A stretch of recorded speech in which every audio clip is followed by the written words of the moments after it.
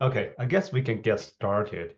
Good afternoon, everybody. Thanks everyone for being here today for this is our first Bear webinar for the new year presented by Behavioral Economics in Action at Broadman. Although we are meeting remotely, we wish to acknowledge the land on which the University of Toronto operates. For thousands of years, it has been the traditional land of the Huron, Wendat, the Senecas, and most recently, the Mississaugas of the Credit River. Today, the meeting place is still home to many Indigenous people from across Turtle Island, and we are grateful to have the opportunity to work on this land. My name is Zachary Zong, and I'm a faculty research fellow at Bayer and the moderator for today's webinar. So we are delighted today to have Melaina Vinski from PwC. Before I introduce Melaina, I'd like to go over the ground rules for this webinar. Throughout the session, please submit your questions by clicking the Q&A tab at maybe the top or the bottom of your Zoom screen and type in the entry box. At the end of the talk, and with time permitting, we will have the question and answer session in which I'll select some questions from the Q&A tab. Without further ado, I'd like to introduce Melaina as a former leader of behavioral science for PwC globally and IBM Canada's analytics and AI practice. Melaina is recognized as the leading expert in combining like behavior and data science with traditional like problem-solving paradigms to deliver impactful results for financial service clients. She's a published author on topics of behavioral strategy and data-driven decision-making.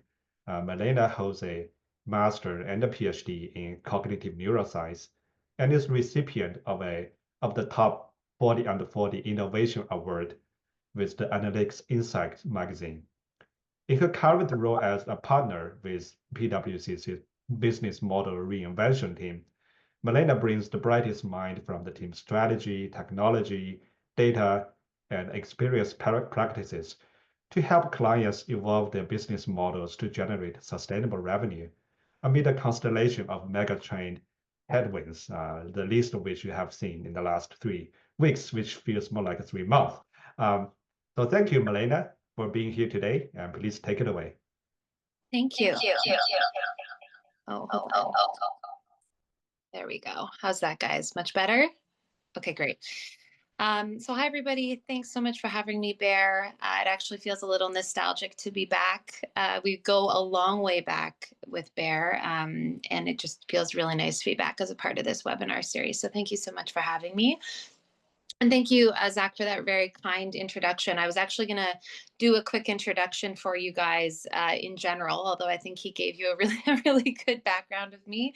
But what I want to talk to you guys about today is how you can build data-driven and behaviorally informed business models for the future, primarily with a focus on how we help our clients sort of think about and navigate a very complex decision architecture on what is the right pathway forward when there's so many different potential avenues and potential outcomes that can happen based on what's going on. So as Zach mentioned, my background is in behavioral science primarily. I've led the global behavioral teams for both PwC as well as IBM. And while I was at IBM wearing that global hat, I also ran their AI and analytics business for Canada, as well as their generative AI and financial services business in Canada. So my background, and I think that this is always kind of helpful from an information architecture standpoint, is to know that my major and what I know very well and very deep is applied behavioral science, or why people behave the way that they do in certain contexts, and understanding probabilistic outcomes based on inputs that we are seeing in the environment, but have very strong underpinnings in experience and strategy. That's a lot of the work that I've done for the last 10 years in consulting, 10 plus years, and in most recently in the last 5 years of my career on the data and technology side of what that means to bring those experiences and strategies to life. So Zach will have mentioned that turbulence is one, and volatility are some of the primary concerns that are I think impacting everybody today, no matter what industry you're in, no matter what role you hold. And when we say turbulent, that can mean a number of things. It can mean the fact that we have very severe climate crisis that we are confronting with the melting of the ice caps, or most recently, the fires that are having heavy destruction on the western coast of North America, even in an off season when we would typically not see this arise.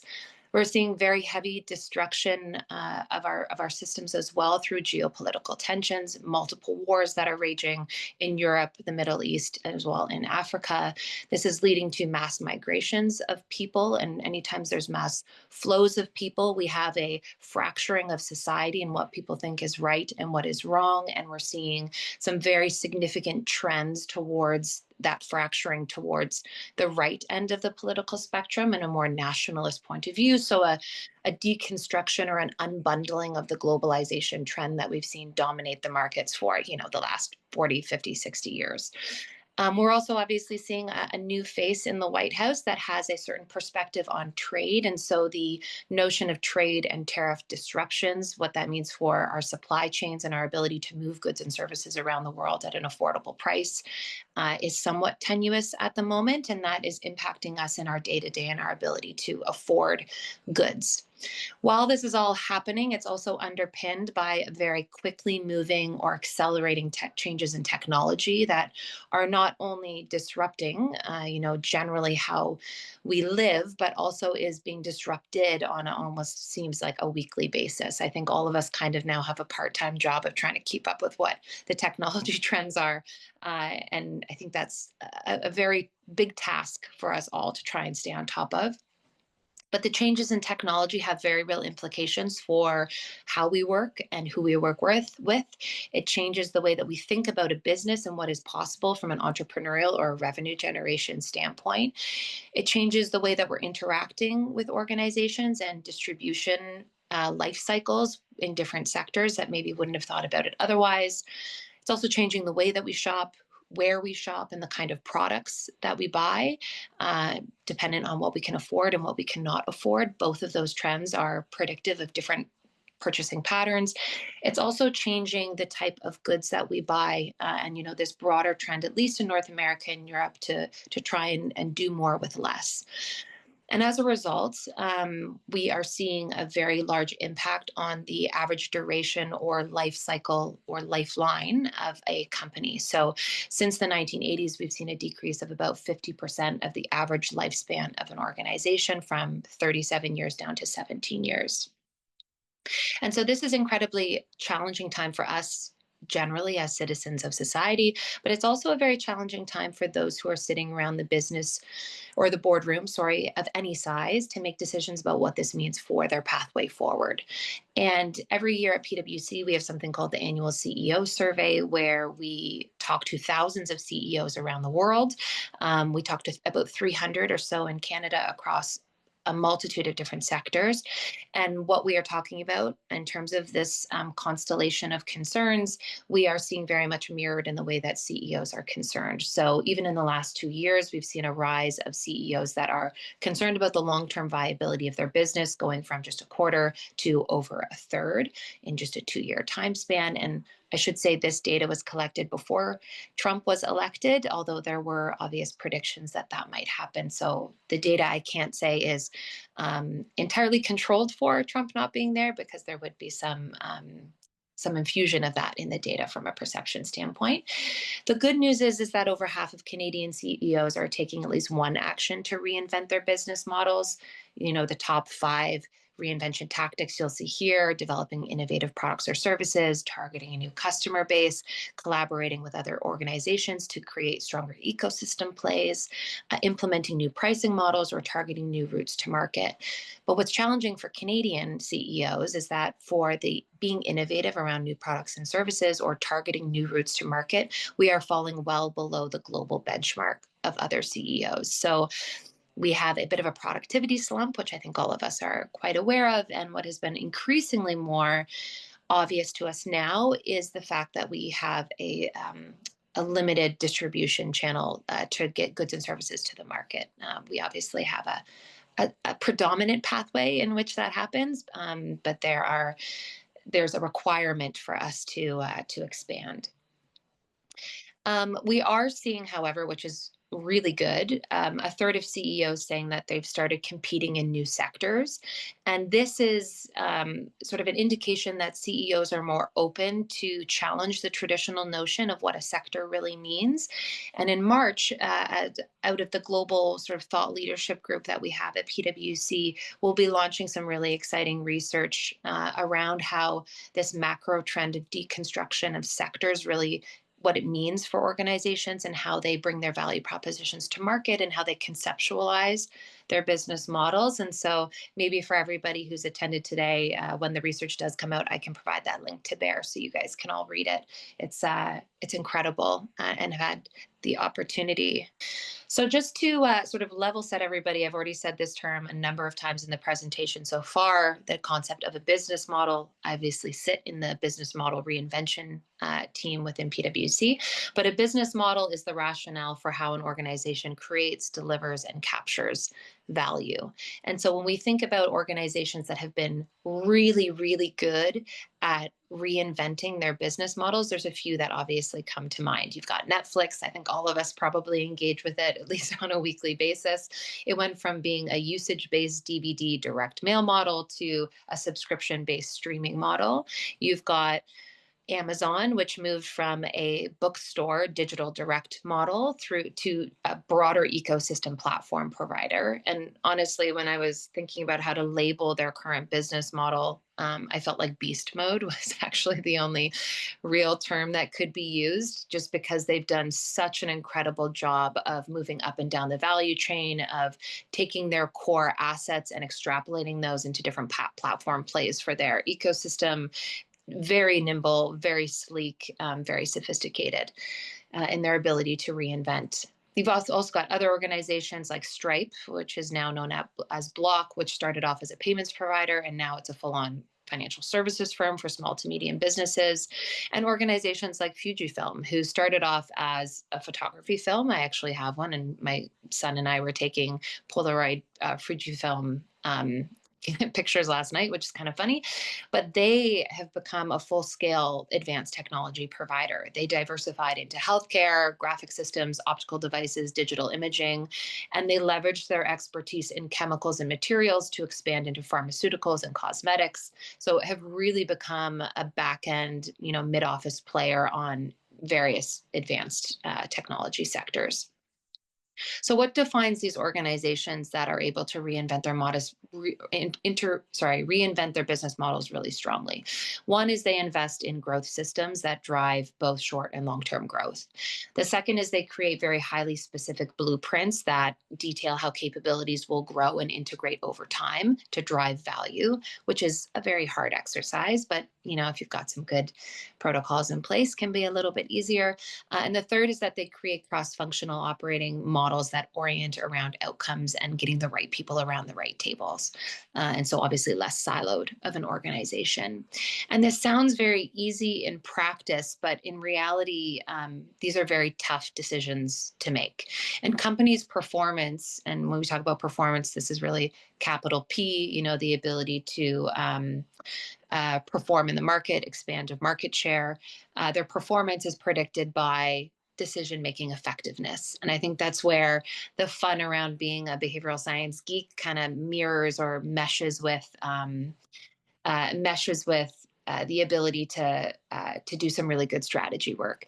And so decision-making effectiveness is predicted by three primary factors. One is the quantity of analytics or analysis that is done. And so 8% of company performance is based on the quantity of analysis that is done. But the actual industry expertise or the capabilities of that organization makes up 39%. So actually quite more significant than the quantity of analysis.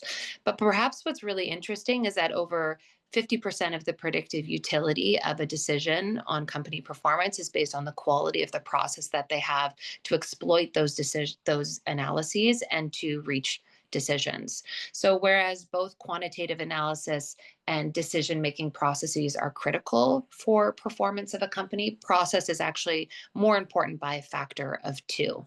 And that this is also mirrored when we look at impact of decision quality on the ROI that is predicted for an organization. So really interesting to say, yes, data is great. Data science is informative. It gives us a good understanding of different scenarios. It gives us maybe a little bit more rigor to our ability to understand the facts. But data in its own right is voluminous, or there's a lot of it. And so sometimes you can cut the data in different ways depending on pre-existing biases and assumptions of the right pathway forward, versus process is what keeps us in our guardrails. It makes sure that we are less biased. It makes sure that we carry out a systematic way. So there is predictability or similarities in how decisions are made over time. And so, yes, data is important, but it's process that is actually the most critical for ensuring that you're making the right decisions around the table. And so that's at the very high level. When we bring it down one more level, and this is actually PwC research that was just released, we look at decision quality actually being predicted by 6 primary factors. There were a number of different factors that were fed into this regression model, but 6 came out as having high enough predictive utility for it to be significant and meaningful. And what's interesting is that across these 6 different criteria for predicting decision quality, there's sort of a bucket of them that align with quality of process, and there's a bucket of them that align with quantity of analysis or the analytics. So on quality of process, it's that leaders are evaluating whether they're pursuing the wrong opportunities. They're taking time to consider if they're missing any important opportunities. They make criteria for determining the decision very transparent, and they encourage contradictory point of views. All of those are processes and protocols you can put in place to make a good decision. And then on the analytics side, you've got assigning very explicit probabilities to distinct outcomes and the inclusion of information that could contradict a core hypothesis. So from a data science perspective, it's the ability to look at data comprehensively versus unique attributes that might just serve your original predetermined model. And so what I thought might be interesting for the audience around the table is to sort of reframe these 2 buckets. Where we've got quality of process, it's really behaviorally informed decision making. And I think everybody around the table would have a good understanding of what that means. Sorry, I know that there's okay, there we go. Versus on the right-hand side, you've got core capabilities that would be considered sort of data-driven decision-making. And we've got a lot of different tools to support both. So on the data-driven decision-making side, data science tools that support our ability to be data-driven are things like scenario modeling and predictive forecasting to make sure that we're not pursuing the wrong opportunities, or sorry, that we're assigning explicit probabilities to distinct possible outcomes. And then you've got things like strategy attribute mapping or feature engineering that allows you to include information that could contradict your core hypothesis. So for example, if you have somebody around the table that maybe has a contradictory point of view, you can actually take the attributes that define that point of view, engineer those features within large data sets, and look at the predictive value of those particular features within a scenario that is being modeled versus features that would more heavily align with maybe your predetermined or your pre-existing mental model of what the right outcome would be. So on the data science side, we have lots of different capabilities to support. Now, from a behavioral standpoint, we also have a number of behavior-based tools that support. So for evaluating whether or not you're pursuing the wrong opportunities, we've got decision tree models, which are grounded in behavioral decision making, right? So decision science being baked into decision tree models. So you've got behavior-based prioritization models, which is the ability to leverage behavioral models to actually prioritize different features based on likelihood of outcome, to take time to consider if any important considerations or important opportunities are being missed, we have things like pre-mortems and problem reframing frameworks. In order to make sure that criteria for determining a decision is transparent, we have low friction communication frameworks, which I think everybody around this table knows extremely, extremely well as choice architecture frameworks that allow you to ensure that the right information is being orchestrated in a systematic and proper way to sort of de-bias the way that different evaluations are being made across alternatives, and then encouraging points of view that are contradictory. There's a number of pre-established decision bias frameworks that allow you within meeting structures, for example, or throughout different quarterly reviews, how you can build in alternative points of view to sort of correct for some of those leadership biases that we tend to see. And all of this is super interesting, but is a bit of a different tangent to what I'm supposed to be talking about today. And so one of the things I wanted to share with you guys, in case you guys didn't see it, and this is more just if you want to go down the rabbit hole around behavior-based strategy and how you can leverage behavior-based prioritization models and decision trees to influence the way that you design, implement, monitor, and optimize for behavior-based programs. And this is all sort of covered in this particular nudge stock presentation, just if you want to geek out a little bit on what that looks like, because I do think there's a play for us very strong on the behavioral side as it relates to decision making in this very complicated world, around using behavioral models as the core fabric on which we make assumptions about the right strategy, the way that we prioritize features or capabilities within a particular program, leveraging those models to then drive the automated data feeds that support the monitoring of that progress, or sorry, the monitoring of that program over time, and then how you can use those baseline models to then optimize an existing program. So just if you guys are interested in checking that out and getting a little more nerdy. What is even more important from a behavioral standpoint now, especially, is that from a behavioral science standpoint, what we also know is, yes, there's a bunch of behavior-based tools that can support decision-making. We all are aware of those to some degree, but we also have a good understanding of what the impact of uncertainty and stress, anxiety, and delayed reward looks like on these frameworks. So knowing which factors to dial up, which factors to dial down based on the scenario or the context defined by stress and uncertainty, anxiety, and of course, delayed reward. And this benefit can get very tactical. Like we know, for example, the processing of ambiguity and uncertainty occur in distinct neural correlates in the brain, and that's all very interesting and can, be an interesting conversation. But more even to the point around the fact that uncertainty itself has its own frameworks that can be used for us to understand what different types of uncertainty looks like. You've got expected uncertainty, which has a very stochastic decision environment of contingencies that you would expect. You've got unexpected uncertainty, where some of those stochastic changes occur in a relatively predictive fashion. And then you've got volatility, which just means the variation and unexpected uncertainty just keeps happening over and over and over again. But just to take it up a level, some of the areas where we know that it is very predictive is, for example, knowing that chronic stress facilitates a shift from goal-directed decisions to very habit-based decisions. So shifting from strategic decisions to decisions that can be impulsive or supported by inertia or sort of carry the weight of our past experiences, which obviously makes it very difficult to consider alternatives.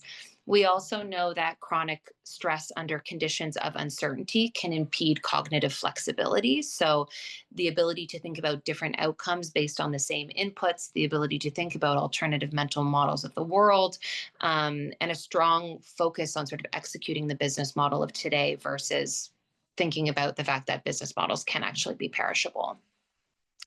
And the last one that's sort of really interesting to keep in mind is that while there is a lot of I would say, sort of cognitive stagnation that occurs during uncertainty and during periods of stress.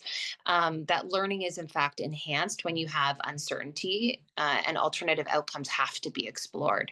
So this means as much as you've got kind of these headwinds and constellation of concerns that are happening in the physical world, a very similar mirroring of that is happening within our internal systems that guide our cognitive and social, emotional, and also spiritual experience.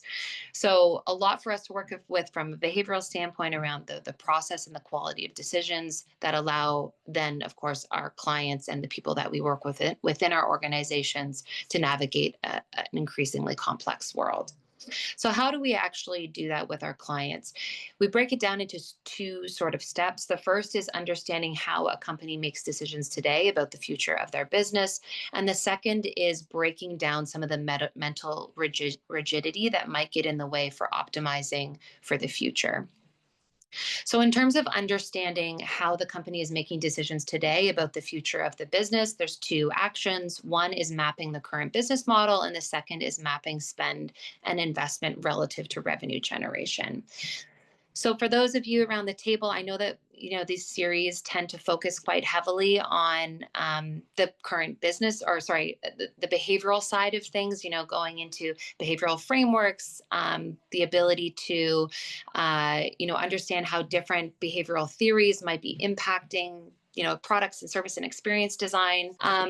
So I thought taking this a little bit different in this presentation in terms of bringing some grounding on these other models might be very helpful. So just to level set everybody, the first thing that we tend to do is map the current business model.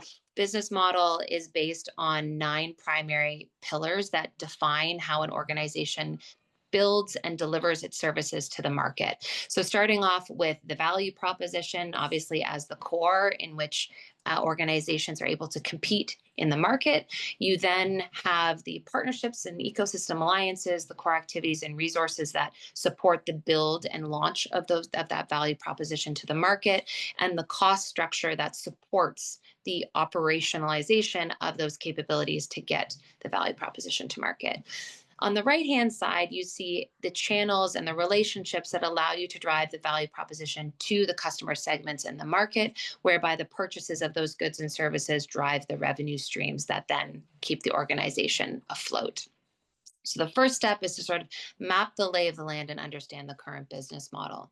The second piece is understanding what are the important initiatives that are underway. So every organization at the beginning of a fiscal year or prior to a fiscal year has a very strong practice and protocol around planning and prioritization of different funding envelopes to support the strategic ambitions of an organization. So the second thing that you do is across all the different functional areas of the business, have a good understanding of what are the core initiatives that are funded and prioritized and on the roadmap, and have a good understanding of whether or not those are going to support revenue generation or whether they're not. And those two frameworks or assessments together give you an understanding, one, around how the company generates revenue and their strategic goals, and on the other side, where the company is actually spending their money to sustain that revenue generation. So you've got the two sides of the coin to understand how much alignment there is in terms of the decision-making process, perhaps how much bifurcation there is. And the way that you can bring those two together is to take the initiatives that come out of the current roadmap and bucket them across 3 big strategic pillars that form the basis of business model planning. One is preservation, or sort of managing the present. The second is destruction, so forgetting about the past. And the third is creation, so thinking about how you're going to create the future. The first bucket, preservation, is sort of the day-to-day execution of the current business model, and incredibly important that CEOs get right. Versus the destruction and the creation is where most organizations tend to fall. Destruction, we understand, is very difficult for people to execute on. You're running up against a lot of inertia, short-term pressures around risk aversion or quarterly earnings, or discomfort with uncertainty, or resistance to change, loss aversion, which I think I already mentioned. That makes the ability to actually destruct and pivot very difficult across initiatives. And then creation, or the ideation of brand new ideas to navigate uncertainty.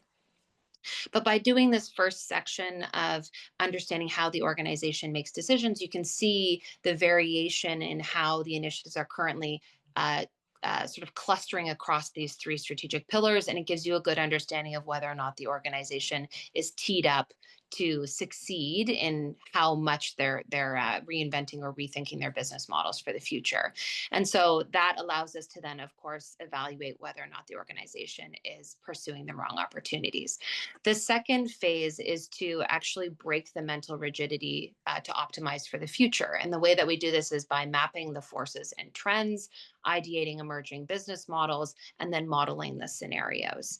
So starting off with sort of ideating on the different trends and breaking some of that cognitive rigidity, taking clients through a pre-mortem framework to imagine that in 5 years their current business model has failed, and then work through the very specific market, industry, and macroeconomic forces prompts, as well as the key trend prompts, to get them to ideate about areas where they could be disrupted, is shown to be a highly beneficial exercise. And for those around the table will mostly know that pre-mortem exercises are grounded in a concept called prospective hindsight, and that imagining an event that has already occurred actually increases the correct identification of the reasons for future outcomes by as much as 30%, and that reframing prospective hindsight reduces overconfidence that tends to sort of cloud the capability or the ability to think about alternative outcomes in the future. What we then do is take the market forces and the industry forces and the macroeconomic forces and the trends that we believe are going to impact the viability of the future business model, and map that onto the specific attributes of the business model itself that we will have already prepared. And by doing so, actually prioritizing the likelihood or modeling out the likely scenarios of each of those threats actually impacting the business model. And there's different ways that you can do this. One is by assigning probabilities based on, if you have the data, a frequency-based approach, or if you don't have the data, a subjective probability approach, or doing scenario analyses where you can assign specific outcomes and probabilities to different scenarios that might occur across the different business models. And in doing so, it ticks off a bunch of protocols or processes that allow an organization to think very differently about their business going forward and determine different probabilities of outcomes. What we then do is, with a basic understanding of how the threats and forces and trends are going to influence the business model, we ideate, and I would say this is where you've got kind of the heavy creativity aspect of this process to identify what potential emerging business models could be viable for the organization. We have at our organization 6 primary archetypes that we work with that allow sort of operate as archetypal prompts to get clients to think a little bit differently about what emerging models might be best suited. For example, anything as a service, so infrastructure as a service and end-to-end transformation of a traditional product from being on demand to something that is subscription or consumption based. The second archetype is a connected product. So this is an offering that is integrated with IoT or connected services. We've got digital products. So that's software-enabled assets that allow users to interact and track sort of their behavior or any sort of capability without any physical interaction with an organization. Another archetype is channel disintermediation, so a direct-to-consumer or direct-to-market capability that allows you to actually purchase from other ecosystem players. The fifth is an ecosystem orchestration. So this is a platform for interaction or transactions between multiple ecosystem players at a platform level. And then you've got value chain shifts, for example, like the Fujifilm example that I said earlier, where you've got offering a wide ranging products and services across the customer journey versus a very specific or segment specific component within the value chain. And there's very few organizations that can do that well, but the ones that are thinking really outside the box are able to do so very effectively. And we find that having clients sort of work through the ability to ideate on different business models based on the canvas and where we're seeing some of those threats proves as a really helpful architecture to get them to think about things that they wouldn't have thought of otherwise. And then based on the business models that are ideated, we prioritize those business models based on three primary factors. One is estimating revenue generation. The second is estimating effort to build and implement. And then the third is based on estimated adoption of that strategy. And that third variable around estimated adoption is a core behavior-based estimation and prioritization, where you are feeding into the business case and including as a third dominant variable a behavioral model that predicts the behavioral outcome that you're looking for based on what the business model is founded in, its success is founded in, I should say. And so to sort of summarize all of this, and I know it's a lot, and we've moved through it quickly and the slides have crashed, and I'm sorry if it hasn't been easy to follow along, but I hope it has been.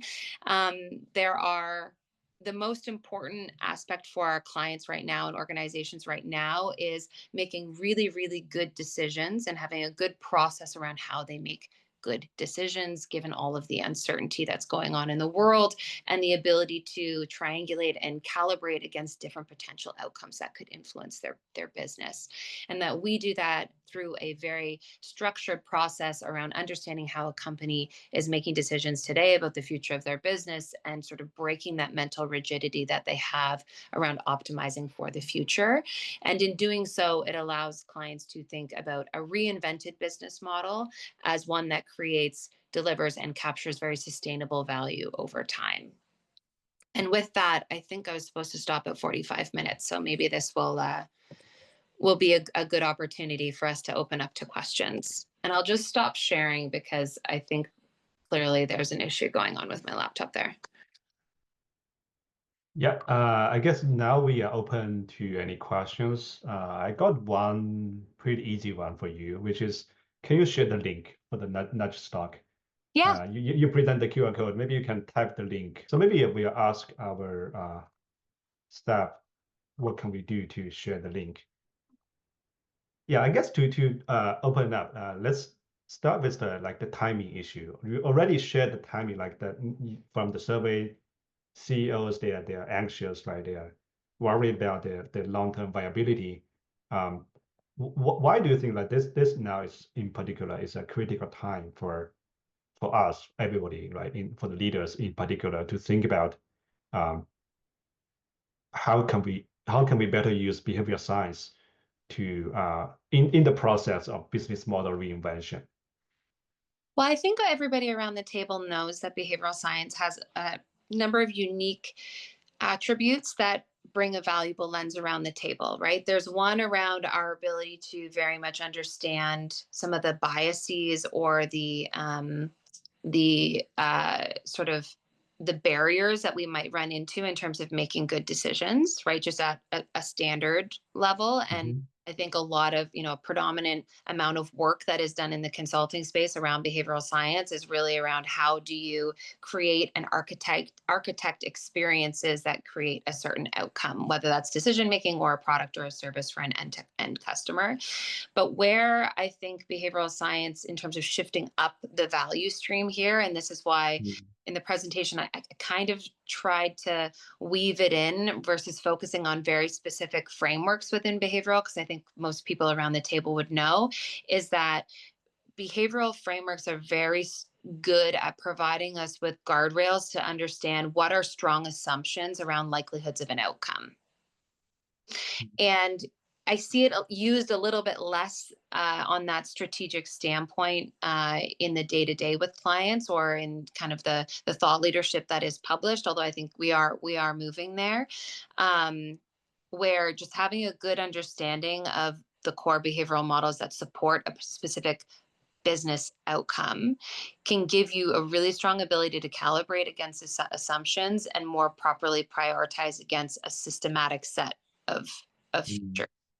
I guess the next question from our audience, like when you talk about this with clients who may not be ready for reinventing themselves and thinking quite dramatic changes, like what kind of reaction do you get when you talk with clients who may be not quite there yet, so to speak? Yeah, I think that's one of the biggest challenges that we have. I Mm, say, and I think everybody around the table would very much be able to say why that is the case, and it's because not only do mm, we have an uncertain environment that is creating some of that rigidity and reduced mental or cognitive flexibility, but also just a sheer risk aversion or risk tolerance hmm. is also augmented because of the Yeah. be taken in order for this to be successful. The way that we tend to tackle it with clients is we come at it with data, right? Which Mm, one side, at PwC, we have something called the business model reinvention pressure index, which has 6 or 7 different factors that predict the amount of pressure that an organization might be facing across different sectors. And that's a good data point to say, based on the last 20 years or whatever it might be, you're seeing this rise in pressure. Speaking to or bringing to the table case studies where other organizations like them in their competitive environment are rethinking or reinventing, and what that means in terms of their revenue growth and sustainment over time. And then just getting right into the creative process with clients. They don't need to reinvent their business tomorrow, but it's a fun mm, exercise and it's an exciting exercise to at least creatively think about some of these other options, to mm. be going through some of those archetypes and thinking about the art of the possible. And as long as, at the end of the day, you're not making the decision today, it Yeah. allow them to get momentum internally and across the enterprise around different ideas that might work. And then we support them in the business casing and the implementation and the proper sequence Mm, of that change over time. I see. Yeah, like I work with mostly Chinese tech companies, like Alibaba and all these. Mhm. Um, So what I'm seeing like in the last few weeks after DeepSeek was every Chinese company is trying to adopt DeepSeek in one way or the other. So I guess a lot of that has to be related to the rigidity, like mental rigidity you were talking about, right? You're essentially taking a lot of risk for being the first. Do you have something similar, like when you're working with clients with AI and all that? Are you seeing similar patterns, like suddenly, right? Everybody now gets the pressure almost. Um, yeah. Yeah, and I would say that was pretty heavily aligned to the role that I had at IBM before coming to back to Mm, D. Um, Canada's a bit of a different environment because we move mm, at a different pace. We have a different competitive landscape as well. A lot of our large mm, are dominated by a few large players. And so yeah. naturally, the pressures or the feeling of pressures take on a very different form. Mm, Um, there's less of a fear of missing out and more of a let's see what others do. And I see. what others do, more from a social influence perspective or social directional perspective. But in a business sense, it's we're going to have our own strategies internally where we test and learn across some back office use cases that are very low risk. And then once we have a good understanding of the landscape and the risk profiles that come with the implementation of that technology, we'll move to Horizon 2 and Horizon 3, which slowly moves closer to the front line and then in direct to consumer applications. But what I would say is there's going to be, and we're already seeing a snowballing of the acceleration of moving across those horizons. less about it being that DeepSeek comes to market. A lot of them have already chosen their tech provider. And to your point, there's also Mhm. geopolitical security Yeah. that act as an umbrella across those decision cycles, but more around the cost side of things. So Mm. not that necessarily you want to adopt DeepSeek tomorrow in your institution, but if they did produce their model at the cost that they did, Mhm. and that means you've got a lower financial and economic and environmental footprint to Mhm. establish the models at the strength that they are at, then that does change the business case. And then for organizations that are investing in data centers and the power supply input to that AI capability, it also changes their Mm. business models, or not their business models, their business casing, and potentially their business model decisioning around it. Yeah, speaking of like geopolitics, I guess this question from Tangent is specifically to our Canadian sentiment, right, against the US products. What can we do in this moment, right? Like either from a product market approach, like thinking about buying Canadians, or from an organization point of view, should we be more like take initiatives more often than not, and instead of like reacting? Well, Um, I yeah. think everybody around the table can appreciate and understand that when you're living a relatively comfortable existence, Hmm. Canada Yeah. generally lives in a comfortable existence, that there's no real need to Mm. move quickly, right? Hmm. We live in a capitalist society, but it's not like the US. And when you think about how these decisions are being made, we will naturally be reactive. Hmm. There are players who will be proactive, those that are smaller, more nimble, less established, fintechs, tech-based companies. But like I was saying showing in the CEO survey research, Canadian CEOs are increasingly concerned about their ability to get their goods to market, and we are behind the global average on finding those non-traditional routes to market, or those alternative routes to market. And that is a business imperative of companies today. So around like the consumers buying, a good with a Canadian flag on it, that's a great impetus and motivation Hmm. for leaders to take the moment seriously and rethink their logistics and their supply chain and their value chain. But there are also a lot of that is supported at the governmental level around trade negotiation Mm. and cross-provincial or cross-border policy. Yeah. Because a small business that is manufacturing a widget, a lot of their costs is dependent on those policies, and a lot of our Mhm. decisions are based on cost. So Mm. it's Yeah. I think this is more, we're going to see a long tail influence on business decision making and outcomes in the market versus something more short tail. Mm. The last question, we still have a few more minutes, is really about the impact of AI in enabling all of us to think like a behavior scientist, more or Mhm. less, right? So what I teach my MBA students, um, I teach pricing, but one class is psychological biases in pricing.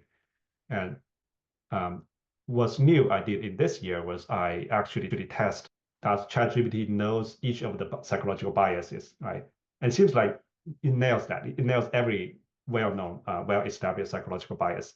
Now, if we bring that to your consulting practice, more or less, right? You can ask ChatGPT, like, this is my thinking process. Can you suggest a few ways to improve that, right, based on psychological insights? What do you think about that, right? Is that something that we should all be excited about? We should all try that, or there are some caveats to that? Well, I think it's like every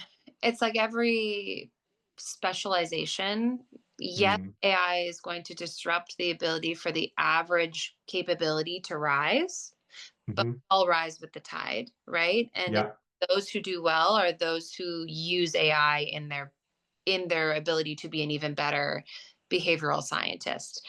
Now, I think, and one of the reasons I introduced my profile around my major and my minors is specifically to this reason, where I think, and I've sort of been saying this or thinking this for a while, and it's kind of why I've not pivoted, but gained other capabilities or experiences as I've gone while maintaining Mm, a strong position in behavioral is because um, behavioral itself is just one way of thinking. It's not the only way of thinking, and it's not the most important way of thinking. mhm, So, in order for your career in its own right to maintain longevity over time and relevance over time, it's about understanding how behavioral can move from a tiny widget that optimizes a pre existing process all the way up the value chain to defining what that process looks like. mm, And AI can be great for that because it can help you think through different scenarios, and it can also help you better understand, okay, I'm an expert in behavioral science, but I'm not an expert in operating models for, a transportation logistics company. So yep, I can get a stronger understanding of what are the theories or what are the attributes within behavioral science models and biases. Let's mm, want to go down to that level of a tactic. Um, yep, Within that particular operating model structure, and then it provides you with the ability to provide more value further up the value yep. the value stream. Thank you, Melina, for leading our webinar. Problem. Um, so the full recording of this webinar will be available at our website. You can click at the tab webinar. Um, there will a full archive of webinars throughout the years. Our next webinar, I believe we have two in this semester. There will be one in March that we have not set up a date yet. That will be announced later. And the second one is on April 15th. We'll be hearing from Phillips from University of Toronto. I guess that's it for today. You can exit the webinar by closing your Zoom screen. And thank you all for attending. And Thank thank you so much, Malena.